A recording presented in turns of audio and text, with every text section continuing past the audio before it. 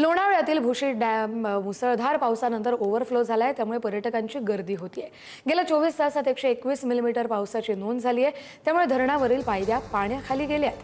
भेसळलेल्या पाण्याचा आणि निसर्ग सौंदर्याचा आनंद घेण्यासाठी पुणे मुंबईसह विविध भागातून पर्यटक इथे दाखल होत असतात। मात्र वाढत्या गर्दीच्या पार्श्वभूमीवर या परिसरामध्ये सध्या पुरेसा पोलीस बंदोबस्ताचा अभाव दिसून येतोय।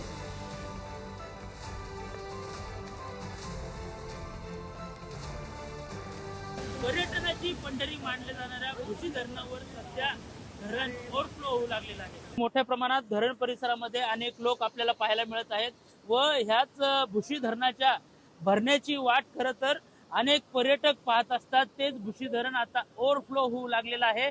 आपण जर पाहिलं मोठ्या प्रमाणात पर्यटकांनी या ठिकाणी त्या पाण्याचा आनंद घेण्यासाठी, या पायऱ्यांवरनं पडणाऱ्या पाण्याचा आनंद घेण्यासाठी या ठिकाणी भेट दिलेली आहे। अनेक जण या ठिकाणी आहेत, आपल्यासोबत पाहू शकतोय अनेक जण या ठिकाणी आलेले आहेत। आपण त्यांच्याशी बोलण्याचा प्रयत्न करूया। दादा, काय सांगाल, कुठून आलेला आहात, या ठिकाणी या फेसाळलेल्या पाण्याचा आनंद घेताय, काय सांगाल? आम्ही पुण्यावरून आलेलो आहोत। तसं गेले 2 दिवस झाले मुसळधार पाऊस होता, मग म्हणलं पर्यटनसाठी आम्ही इकडे आलेलो आहोत। तर फेसाळ पाण्याचा आनंद घ्यायचा आहे, पण पाण्याचा प्रवाह खूप जास्त असल्यामुळे आम्ही काही पाण्यात उतरत नाहीये। नक्कीच या ठिकाणी पाण्याचा प्रवाह जास्त तर आहेच आणि त्यामुळेच काही जण पाण्यात उतरत नसल्याचं आपल्याला पाहायला मिळतं। आपल्यासोबत काही या ठिकाणी सायकलिस्ट पण आलेले आहेत।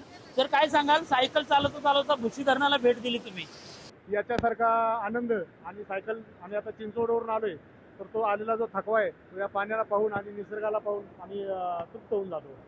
दरवर्षी एवढ्या लांब चिंचवडचा प्रवास करून भुशी डॅमला भेट दिली? हो, भुशी डॅमला आम्ही आवर्जून दरवर्षी या पाण्यासाठी भेट देतो, या ओव्हरफ्लोसाठी भेट देत असतो। काय सांगाल सर, कुठून आलेला आहात, भुशी डॅमला भेट दिली सायकल चालवता चालवता?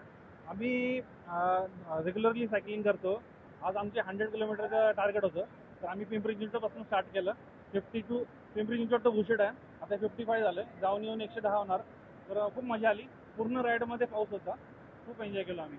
पुढारी न्यूजसाठी मी सागर शिंदे, लोणावळा।